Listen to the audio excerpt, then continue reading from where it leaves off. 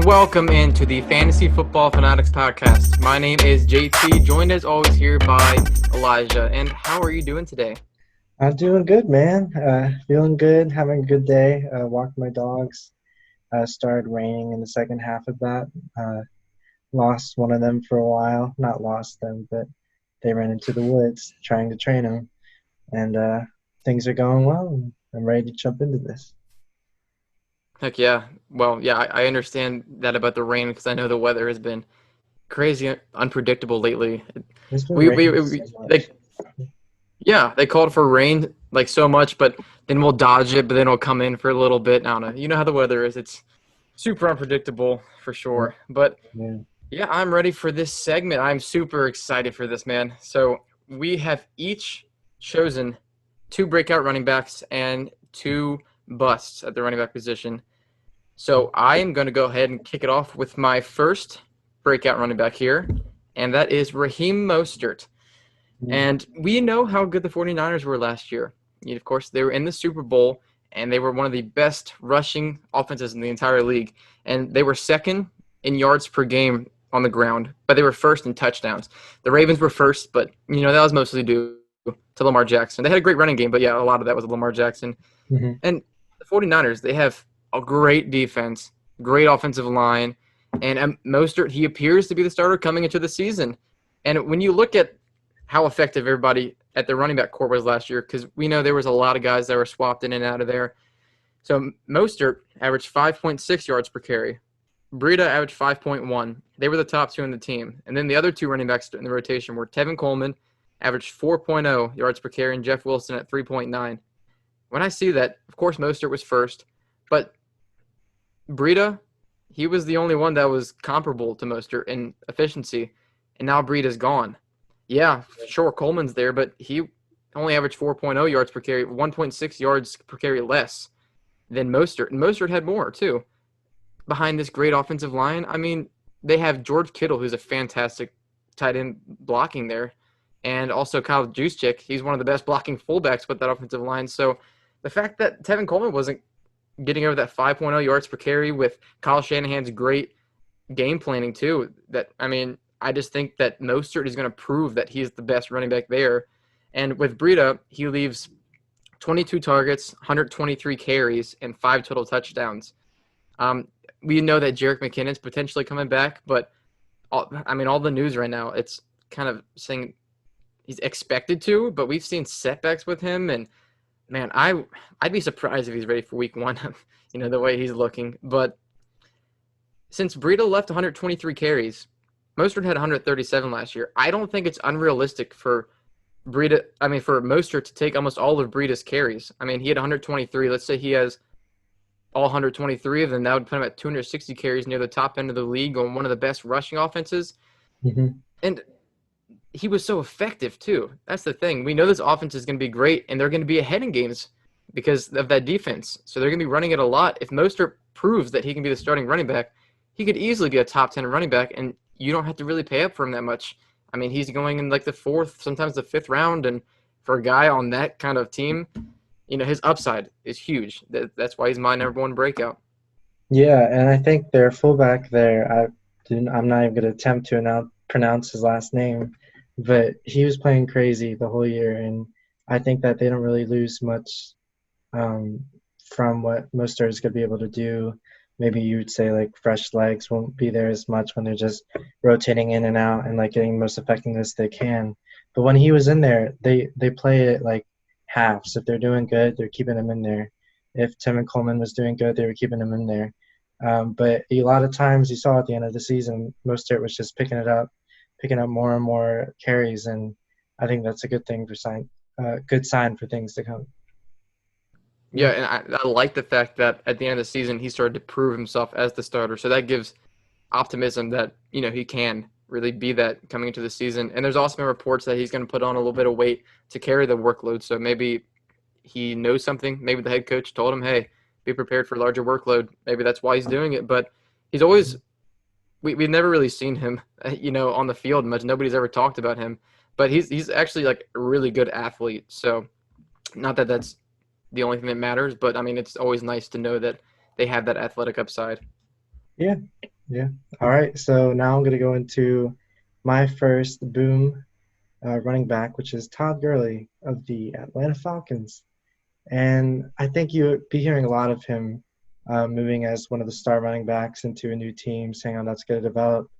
And something I think that needs to be brought up, I think more and more, is just offensive line. I'm not going to, that might be a cop out, but I'm not going to blame all of his miscarries or how he's gone down a little bit just on maybe the arthritis that he may be struggling with.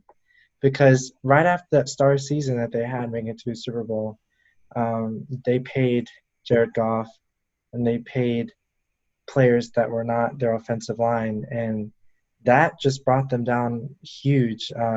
They had one good offensive line there that stayed there, but then the rest they weren't able to maintain, and the ranking between that year and the next year was crazy. And I know this past year, I think they were 31st in the league.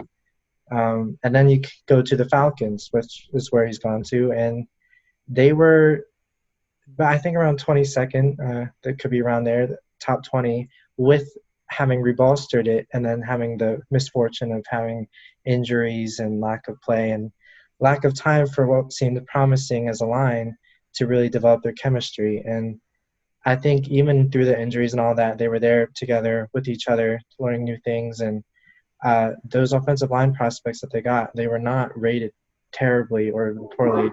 They got them in correct me if I'm wrong, the second round, first round, first round. Both of them in the first round. Wow, I mean, they're first round prospects offensive line, and even that's going to be huge towards the development and what they could be. And I know there's the bust, but I mean, having two, having that backup in case one is bad, and having not even like a poor offensive line to begin with, even with all those injuries, they still rated 22nd, which I think that's to say that it's just going to go up.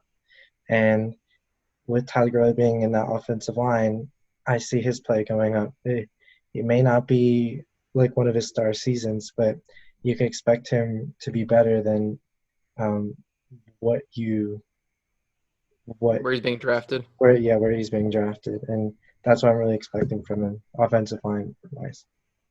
Yeah, I do believe the Falcons line is better. And yeah, they had two rookies on that line last year, and one of them, the higher drafted one, was injured.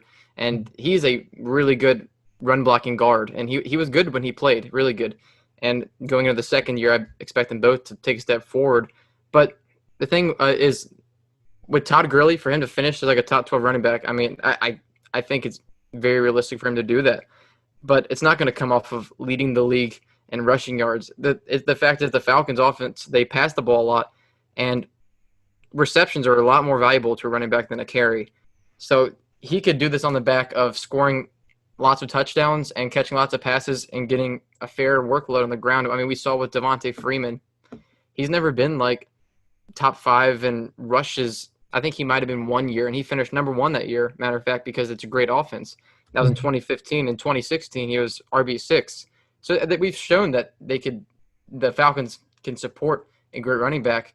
And there's those hype videos, Todd Gurley on that knee, lifting all the weight on the leg press. I mean, I don't think it's too bad of a problem yet. I think a year or two it's going to be worse, because they just found out about it last year. I think people just blew it out of the water because it slowly deteriorates. It's not just instantly he's done. He's done. He's done. He's good and gone. So Yeah, yeah, I like the pick. It's a great offense, great player, and the offensive line is looking to be improved. yeah. I can't add anything more to that.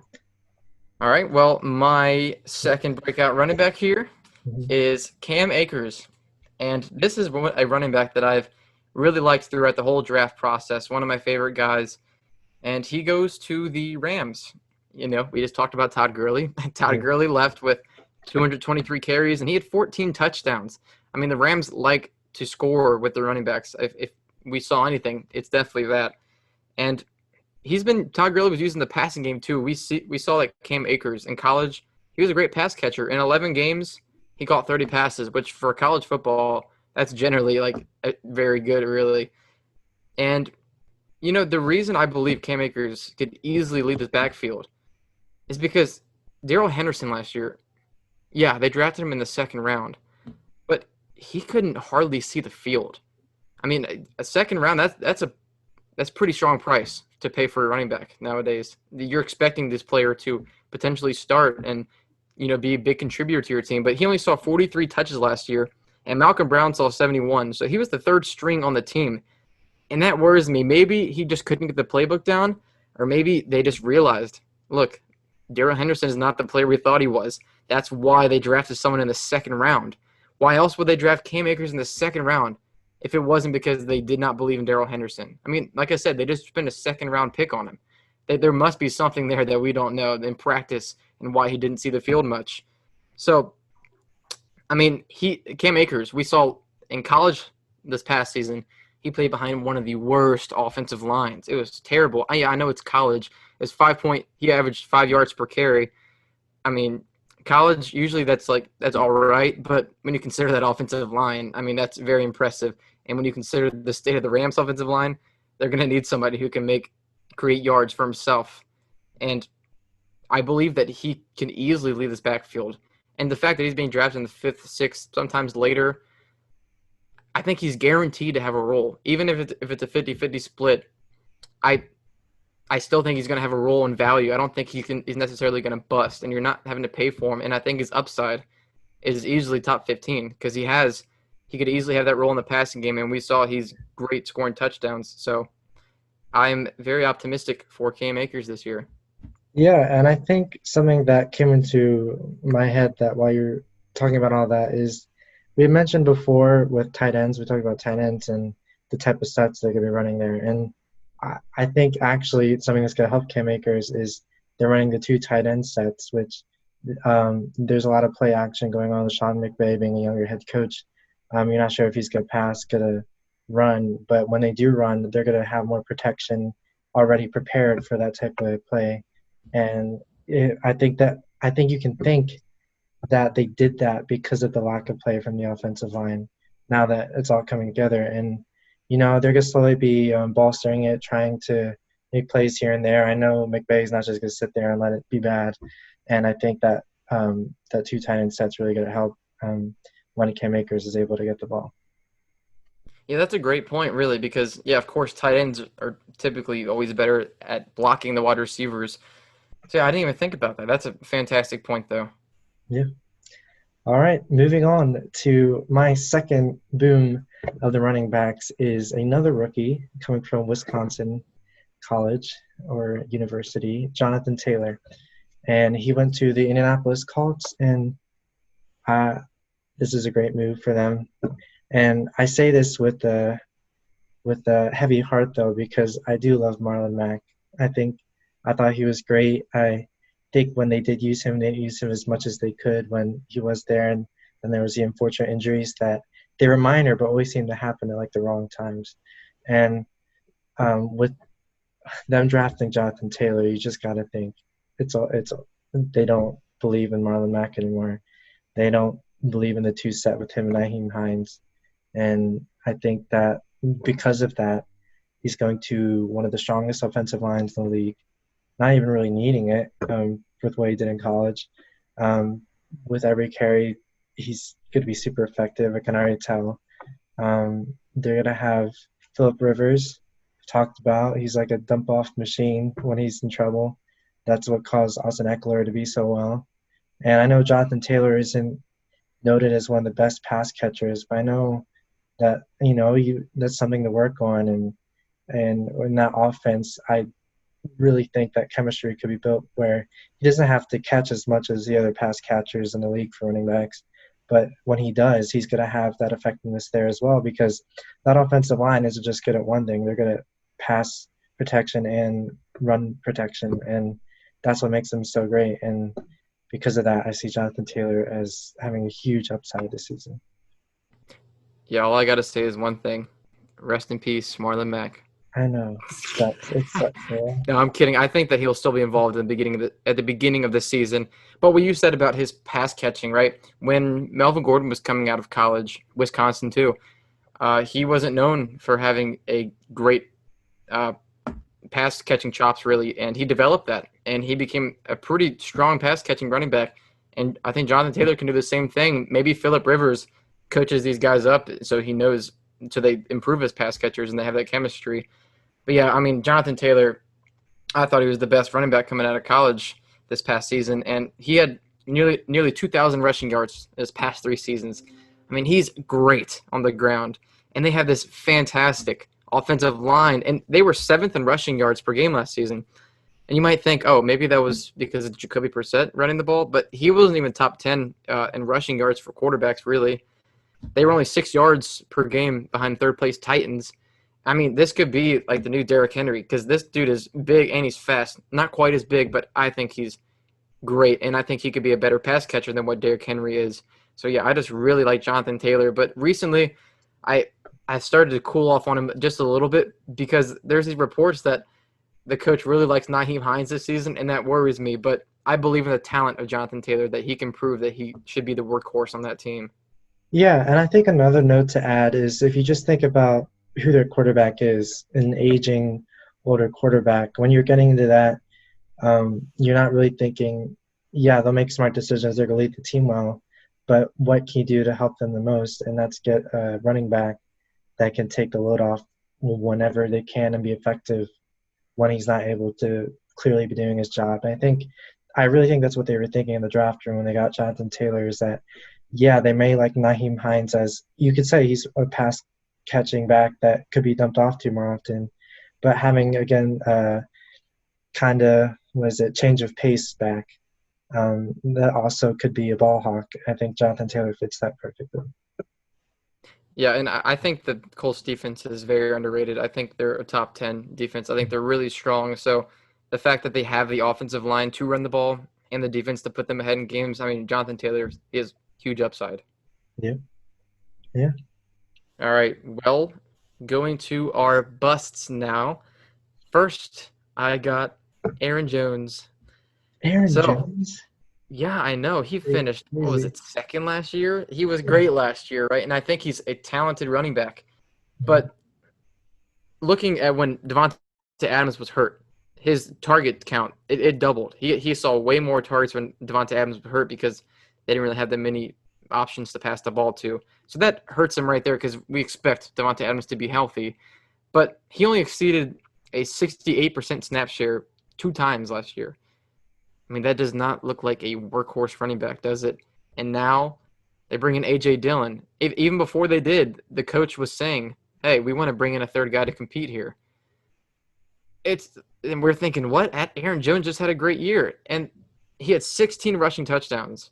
I mean, I'm sure you've heard he's due for regression in that department. And the fact that they brought in A.J. Dillon, this big bruising running back, he thrives on the goal line. That really scares me for his rushing touchdown output, and plus the fact that Jamal Williams is there, and he's a good running back. He's a really good pass catcher, so he might even have to split pass catching work with Jamal Williams. I mean, like, what's that much different between him and Devin Singletary, right? You got Zach Moss now coming in for the Bills, and now you got A.J. Dillon, but the fact is the Packers also have Jamal Williams. So I don't see Aaron Jones being a great fantasy option this year if he doesn't have the pass catching work you want or the touchdowns. So I don't even have him as a top 15 running back at the moment. And I know everybody's going to want to draft him in the second round because of the fact that he was great last year. But you got to stay fluid. You got to stay water. Things change. And I just don't expect him to have nearly the year he had this past year. And not to mention, this was his first year staying fully healthy.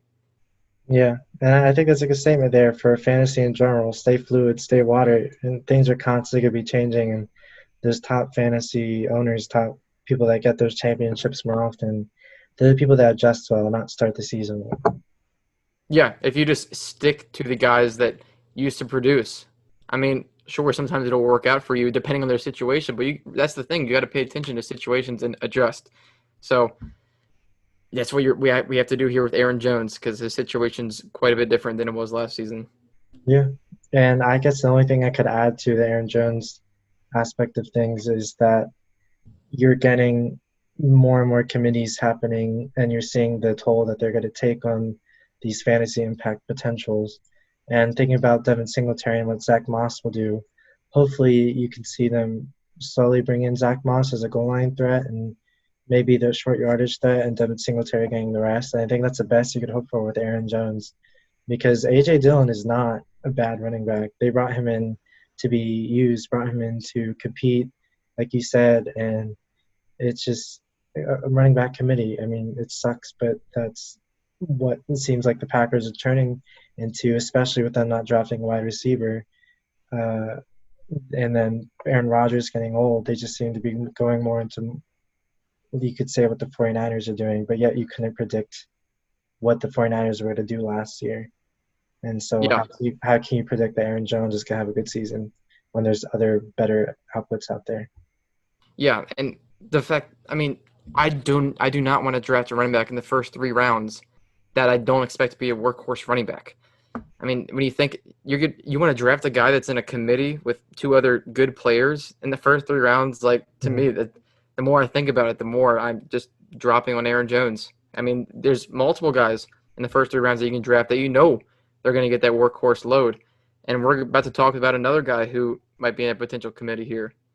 Yeah, and actually, before we get into that, just something that occurred to me is we talked about Raheem Mostert earlier in this video, and I guess I would have a question right now for you: is what would you say would be the difference between him this year and Aaron Jones coming into the season this year, being Their that they price came from tag. different communities?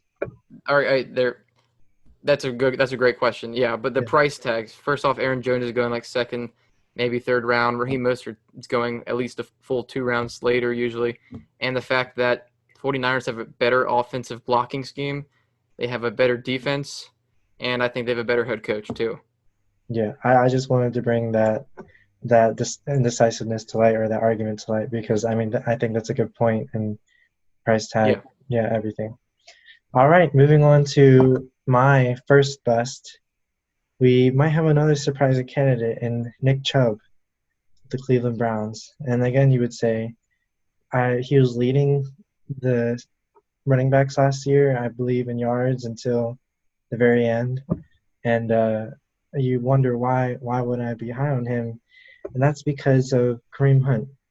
That's because of how the offense is having so many weapons, how it's going into a more and more indecisive what's going to happen.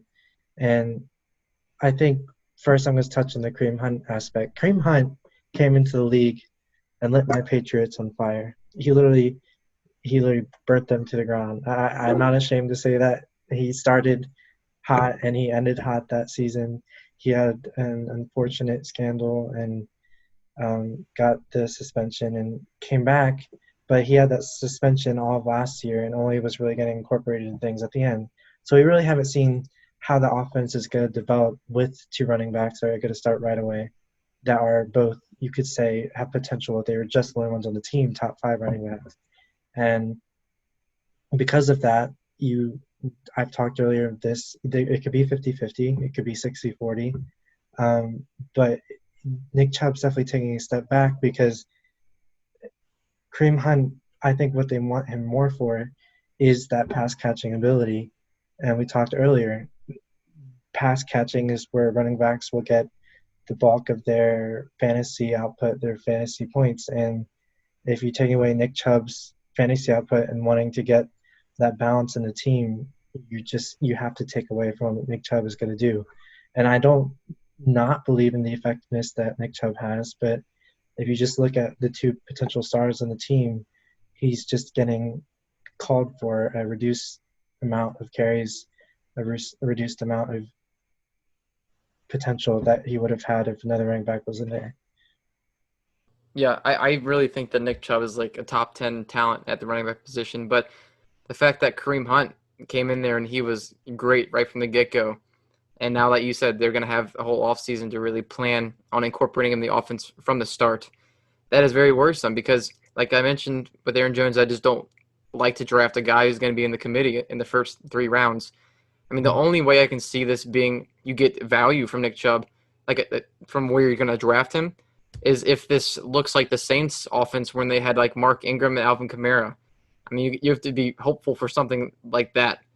But Nick Chubb, he's going like the end of the first, early second round.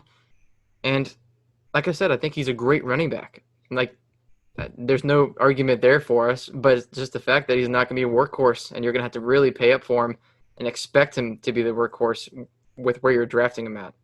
Yeah, and I think that's where my bust comes in. It's just if he was drafted just slightly lower, I think I would bite, but it's just the indecisiveness of where he's at right now. I would not draft him in the first round, or I don't even think the high second round.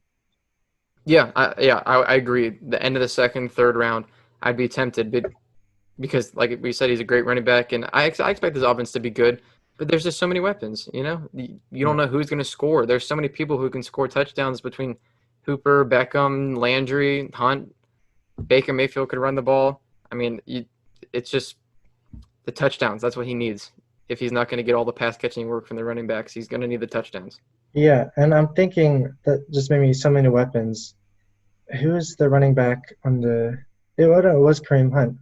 So I was thinking about the Chiefs when they first drafted Kareem Hunt. They had so many weapons, and you're just thinking, okay, they had weapons at tight end, wide receiver, all of that. But then Kareem Hunt was the only running back there, and even with that, he was just super effective that season. I think that just shows how good of a running back he is. But if there is any knock that you see is that you can be effective, but if you just don't get that bulk, it's not going to amount to the output the other running backs can have. Yeah, and Yeah, even when Kareem Hunt was healthy, he produced about the same fantasy points as Nick Chubb. I mean, they were scoring nearly identical points, and there's a big difference in where they're being drafted. If one of these guys gets injured, I mean, I think the other guy is a borderline top 5 running back for the season. yeah. All right, goes to you. Oh, yes. All right, my next bust here, and the last player that I chose here is James Conner. He's my second bust here, and it all comes down to one point. It's injury. I mean, I just remember last year he was hurt at least 3, if not 4 times just last season. And this isn't coming out of nowhere. He has a history. Yeah, In 2017, he played 14 games. 2018, he had 13. And 2019, he played 10 games. I mean, he just kept going down. And his playing style, the way he plays football, he likes to run over guys, and that just increases the chance of getting injured. And they already had Jalen Samuels there, he played pretty well. And then they drafted Benny Snell in 2019, and I think he looked pretty good last year running the ball. And then they bring in Anthony McFarland here in this draft class. So I'm just very hesitant to take James Conner at all. And right now, I think his ADP is at the end of the third, early fourth round. And I think he's a great football player when he's on the field. His offense is going to be improved with Big Ben there, and their defense looks like it's probably going to be strong again. But I just cannot trust the injury history here. If you were to ask me if he was going to play 13 games, I'd probably say he's playing less than that. That's just my biggest concern with James Conner. It's not his play. You know, that's what we've all talked about is the plays of the running back. But yeah, the injury history is just too extensive. The way he plays and the way they're drafting running backs there, it just makes me want to pass on James Conner. yeah, and I think like you said, besides the injury, I think they're drafting for they're prepping, and I don't think now because of what they've seen, they want to give him the load that they were giving him before, and I really think that like we've talked about, what's going to bring down a running back is if he's part of a committee. If he's not part of that strong 1-2 punch, they're going into 3-4 now potential running backs that they're going to use, and this is all just agreement with you. He's just not going to be used as much. I don't believe so. And then with the injury, he just falls under this. Yeah, because he could come in as the lead dog, but the Steelers, they might limit his workload because they know, that he gets injured so frequently. And I think this is a make or break year for him for that team because if he gets injured again, I think they'll just be so frustrated that they're thinking, okay, we already got guys that can replace you. So Yeah. I don't think they're committed to him for their future. Yeah. Okay, not anything else. All right. Moving on to our last bust, or my last bust. I have Melvin Gordon, not Meldon, Melvin Gordon of the Denver Broncos. And I think we've talked about Melvin Gordon a lot. And it's still, I mean, I'm going back to the point we keep making over and over again. Do you have his ADP pulled up right now? I'll get it right up here in a Yeah. second. So while he's doing that, he's part of a committee. He's part of a committee with a sophomore quarterback. And yes, you could say there's some good things that could come from being able to support a younger quarterback, but also what is Philip Lindsay's role? What was he so good at that Melvin Gordon is going to take it away from? And we brought that up. No, I can't speak right now. Maybe I'm just getting so heated. Who knows? But what's going to take that away is his pass catching ability. Philip Lindsay is an amazing pass catcher, and if Melvin Gordon's there for one thing, I think he's going to be that pound the rock type person. But with Drew Lock and how things are going to be, I think that Philip Lindsay's still using as that pass catching, which is taking away points that you would want from a what round? He's going at pick 306, the middle of the third round. 306, middle of the third round. I still think that's too high. I mean, I remember looking that up earlier, but it's just I can't imagine drafting someone in this committee with a young offense, believing in them to be that much of a workhorse with the potential they have on that offense. I mean, I just keep reiterating the same things, but that's all I can say.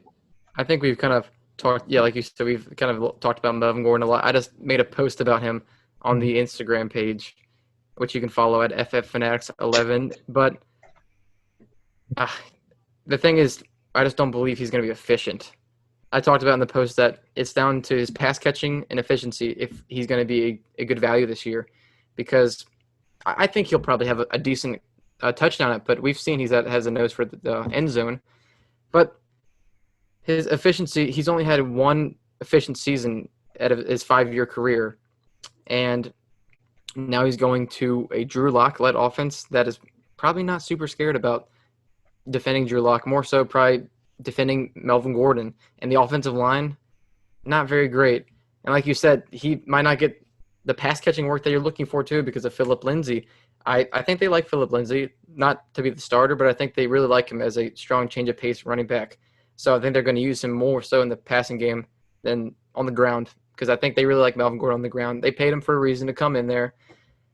But, yeah, the fact that their offense – I mean, you can see they brought in all these great weapons, but it's still a Drew Lock-led offense. I don't expect the offense with that offensive line to be great. Yeah. And it's more, again, it's just placement in the draft that you're going for, and I would at least drop him down another round for me personally. Or if you get him at the very end of the third, I think that might work, but I just like other potential rookie running backs there. Or Jonathan Taylor. I mean, he's being drafted a little higher, but you could say Todd Gurley. You could say people that aren't necessarily the starters you see being drafted, but ones that just have more potential in where their position is. I see him fairly similarly to David Montgomery. You got Terry Cohen and Philip Lindsay both taking touches away. And I think they're both going to get volume on the ground, but it's a matter of how efficient they're going to be. Because I don't think the Bears quarterbacks are fantastic, and neither do I think with the Broncos. So I think that Montgomery and Gordon should be drafted around the same spot, really. So, and he's being drafted a fair amount ahead. So, I mean, if he was going in the fourth round, if he was going in the fourth round, I would take him there. Yeah, I think that was a good comparison. I think we're hoping the best for Montgomery. I mean, I hope the best for Gordon, but it's still anybody's game. For sure. Yeah. All right. Well, thank you all for joining us and for supporting us. If you want to follow us on Twitter or Instagram, I mentioned it is at FFFanatics11, or you can subscribe to us on YouTube too at the FF Fanatics. And yeah, we just started this podcast just for fun, and we've really learned a lot with all the research we did. I mean, we already knew a fair amount from playing fantasy football for years, kind of obsessing over it, but it's just so much fun to talk and help everybody else out. So if you ever have any questions, drop it down in the comment section down below, and maybe eventually we will have a section on the show where we answer people's questions. Yeah, thank you all very much, and tune in for the next episode. Yeah, thank you.